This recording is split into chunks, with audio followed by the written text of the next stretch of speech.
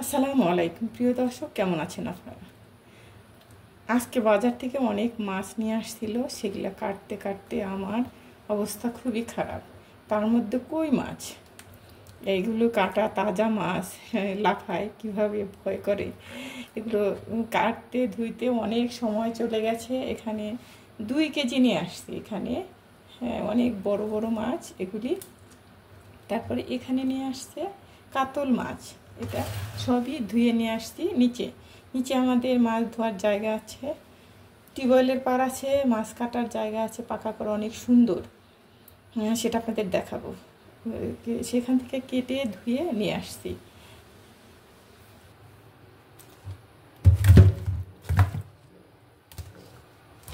ধোয়া একদমই শেষ, ধুয়ে একদম গুছিয়ে নিয়ে আসছি একদম করে।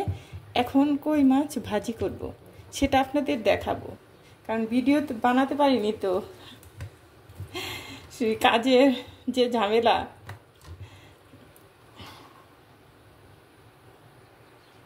এখানে নিয়ে আসছে কাতল মাছ। কাতল মাছ একদম কেটে সব কিছু একদম করে নিয়ে আসছে, ধুয়ে একদম গুছিয়ে নিয়ে আসছি ওখান থেকে। এখানে কাতল মাছ কি দিয়ে যে রান্না করব সেটা ভেবে পাচ্ছি না।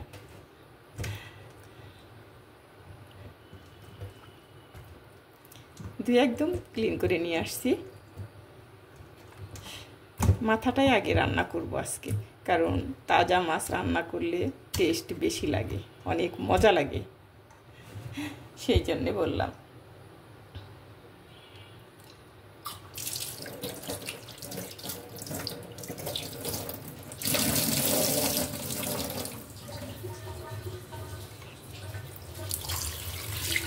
লেবু দিয়ে লবণ দিয়ে একবারে সুন্দর করে ধুয়ে নিয়ে আসছি।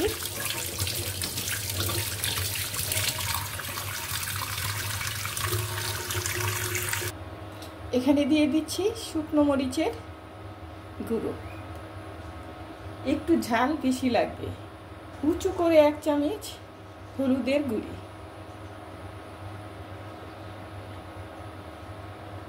জিরে গুঁড়ো 1 চামচ।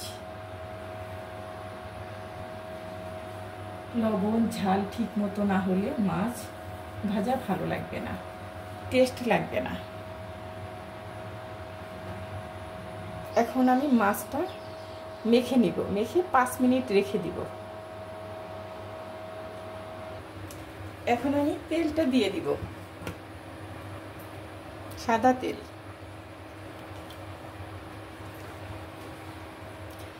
চুলাটা অন করা আছে।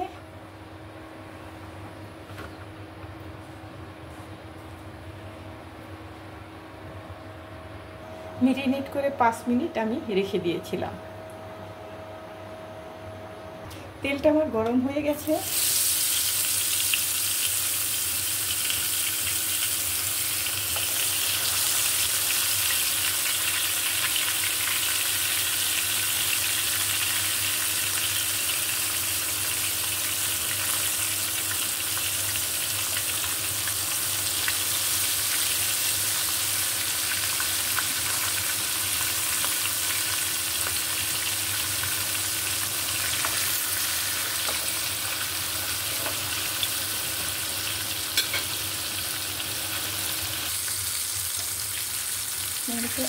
মাছটা উল্টে দিচ্ছি।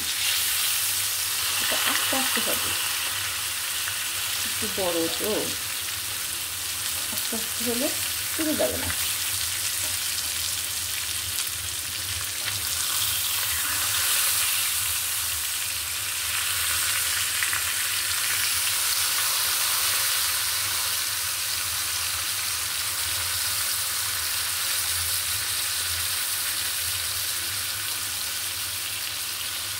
মাছ ভাজিটা আমার হয়ে গেছে, চুলোটা অফ করে দিই। এখন নামিয়ে ফেলি।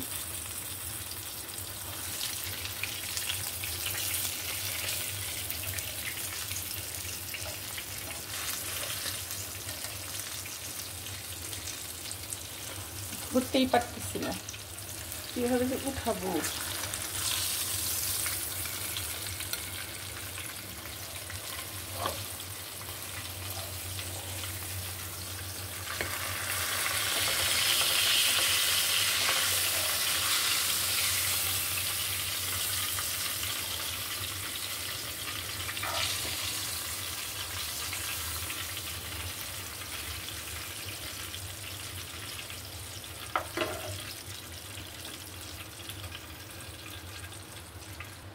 মাছ তো সবাই ভাজতে পারে, এটা তো বলার কিছু নয়।